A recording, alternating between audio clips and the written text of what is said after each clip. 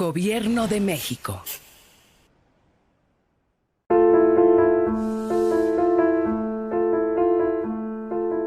Carlos Salinas de Gortari nació en 1948, el segundo hijo del matrimonio conformado por Raúl Salinas Lozano y Margarita de Gortari. Él y su hermano crecieron en un entorno cercano a la cultura y al servicio público que parecía destinarlos a la política. Cuando su madre presentaba a Raúl con sus amigos, lo mostraba como el futuro presidente de México. En un trágico incidente, los dos hermanos Salinas, de 5 y 3 años respectivamente, participaron en la muerte de una trabajadora doméstica, quien accidentalmente recibió un tiro del rifle con el que jugaban. El padre de Carlos, Raúl Salinas, llegó a ser secretario de Industria y Comercio durante el sexenio de Adolfo López Mateos, pero la designación de Díaz Ordaz como sucesor acabó con su ambición de alcanzar la primera magistratura. En aquel momento, su primogénito Raúl le prometió que él sí sería presidente. Después de estudiar en la Escuela Nacional Preparatoria, Carlos Salinas ingresó a la Facultad de Economía de la UNAM en 1966. Entre 1972 y 74 estudió en Harvard, donde obtuvo las maestrías en Administración Pública y Economía Política. En 78 alcanzó el doctorado en Economía Política y Gobierno por la misma universidad. En 1971 había comenzado a trabajar en la Secretaría de Hacienda y Crédito Público, y allí continuó hasta 1981. Raúl, por su parte, aunque también trabajaba en el gobierno, se había distanciado ideológicamente de su hermano. Ello, y la cercanía de Carlos Salinas con su antiguo profesor de la universidad, Miguel de la Madrid, resultarían circunstancias decisivas para que el hermano menor se le adelantara en la búsqueda del poder. Una vez llegado a la presidencia en 1982, de la Madrid puso a Salinas al frente de la Secretaría de Programación y Presupuesto. Fue entonces que se empezó a conformar en el gobierno el grupo de los tecnócratas, jóvenes economistas educados principalmente en Estados Unidos, partidarios de que el Estado disminuyera su tradicional papel rector en la economía. Se les llamaba tecnócratas pues presumían de su conocimiento técnico para manejar las variables económicas del país. Salinas era, sin duda, el más destacado de ellos. Carlos Salinas fue escogido como candidato a suceder a de la Madrid en 87. Al saberlo, su padre, Raúl Salinas Lozano, se echó a llorar y lo abrazó. «Ya la hicimos. Nos tardamos 25 años, pero llegamos», le dijo a Carlos. En las elecciones presidenciales de julio de 1988, el PRI por primera vez se enfrentó a dos candidatos de oposición fuertes. Cuauhtémoc Cárdenas, por una coalición de partidos de izquierda, y Manuel Cloutier, por el PAN. La tendencia en los resultados preliminares del conteo favorecía a Cárdenas, pero tras una misteriosa caída del sistema, la tendencia se invirtió y terminó por darle el triunfo a Salinas. El 1 de diciembre, Carlos Salinas de Gortari tomó posesión como presidente de México. Carlos Salinas de Gortari toma posesión como presidente de la República. Salinas de Gortari sabe que debe actuar rápidamente, no para lograr legitimidad, cosa difícil que solo nuevas elecciones podrían haberle dado, sino credibilidad. Un grupo militar apresa en Ciudad Madero, Tamaulipas, al líder sindical Joaquín Hernández Galicia, La Quina. La Quina controlaba al sindicato petrolero, uno de los más fuertes del país. Durante años se había comportado como un cacique sin que ningún director de Pemex se atreviese a combatirlo. La reacción social fue una mezcla de admiración y alivio. La figura de Salinas de Gortari creció.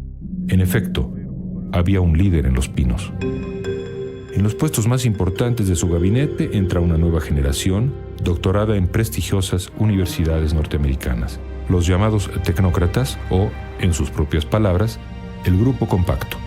Se empieza a aplicar un nuevo modelo económico que Salinas y su equipo ven como la medida más adecuada para mejorar sustancialmente el sistema financiero del país. El corazón del proyecto era económico, la política era económica, la relación con el exterior era económica. Entonces ellos llevaban todo. La economía era la que asignaba los premios y los castigos al grueso de los mexicanos. Salinas actúa en consecuencia y se atreve a plantear el Tratado de Libre Comercio con los Estados Unidos y Canadá.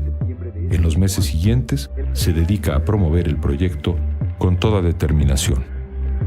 El prestigio interno de Salinas crece y cuando dice que México puede ingresar al primer mundo, lo cree en verdad. Su mayor acierto es su actitud. Hace que México piense más en el futuro que en el pasado. El hechizo salinista parece convertir los sueños en realidad. Su imagen internacional no supera la fama de Emiliano Zapata, pero llega a las páginas de todos los periódicos y revistas del planeta. Bueno, nosotros privatizamos los bancos, la compañía telefónica, las líneas aéreas, la siderurgia, las minas. Estamos ahora procediendo a privatizar los puertos, los aeropuertos. No hay modelos. En México lo que nos ha funcionado es un sistema de privatización a través de subasta pública. Algunos recursos de las privatizaciones se canalizan adecuadamente para pagar intereses de la deuda externa. Otros se utilizan para promover obras de beneficio social en un programa que tiene un éxito notable en casi todo el país. Se llama Solidaridad. Irrumpió con toda legalidad, desconoció a la autoridad estatal y municipal. El presidente de la República se convirtió en el presidente municipal de todos los mexicanos. La modernización también exige una transición hacia la democracia. Meses después de su llegada al poder, Salinas se enfrenta a la victoria del candidato panista Ernesto Rufo en Baja California, y por primera vez el gobierno acepta convivir con un gobernador de la oposición. Sin embargo, la reacción de Salinas de Gortari fue totalmente distinta durante las elecciones para gobernador en agosto de 1991.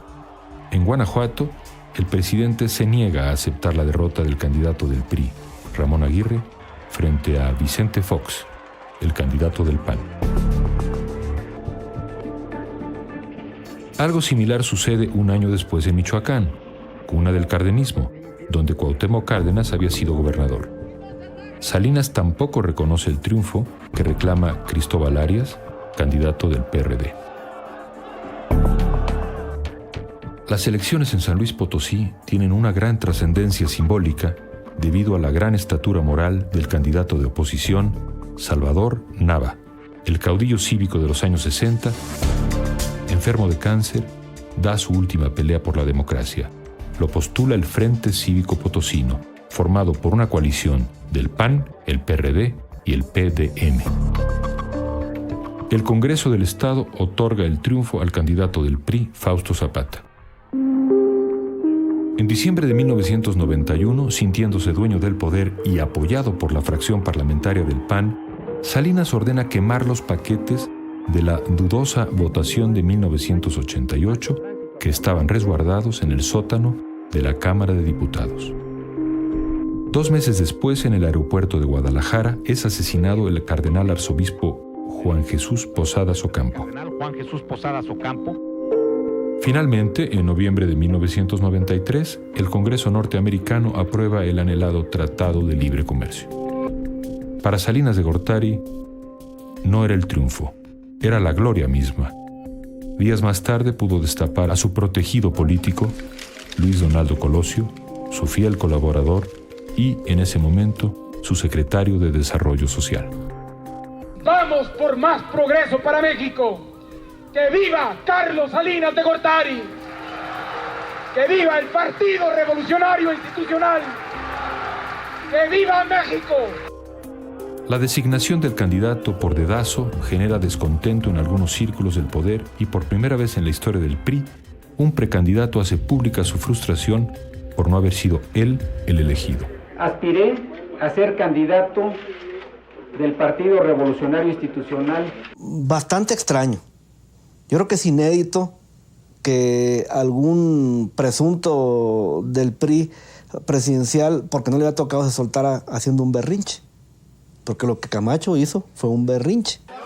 Con las declaraciones de Manuel Camacho, parecía que se daba una fractura definitiva en el partido oficial. Puede ser hoy. Un grupo de hombres armados mantiene tomados 4 municipios de Chiapas. Según sus voceros, en su mayoría son indígenas chiapanecos. Profesionales de la violencia, nacionales y un grupo extranjero, ajenos a los esfuerzos de la sociedad chiapaneca, asestaron un doloroso golpe a una zona de ese estado y al corazón de todos los mexicanos.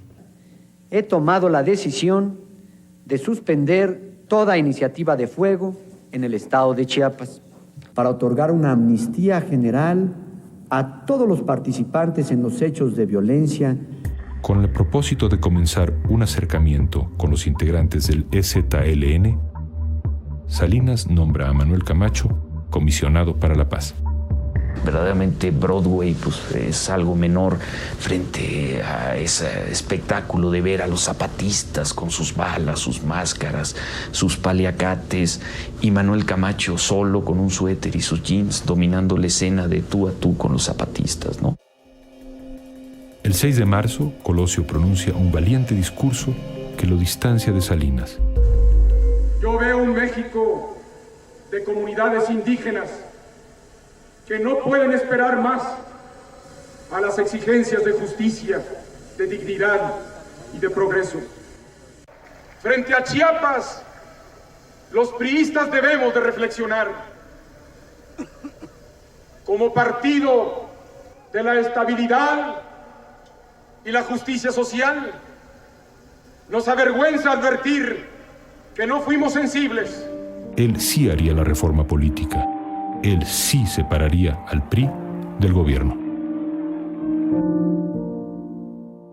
2 semanas después, al terminar un mitin en Tijuana, y mientras avanza entre la multitud, un hombre se puede acercar lo suficiente al candidato para poder disparar y matarlo. La posibilidad de elección del nuevo candidato es, por razones jurídicas, muy reducida. Sin embargo, Ernesto Zedillo Ponce de León recibe el apoyo de personas cercanas a Salinas y es el candidato elegido. Los mexicanos acuden a las urnas el 21 de agosto y dan su preferencia mayoritaria a Ernesto Zedillo, el candidato del PRI. Son votos que buscan la seguridad y la estabilidad que dice ofrecer el partido oficial.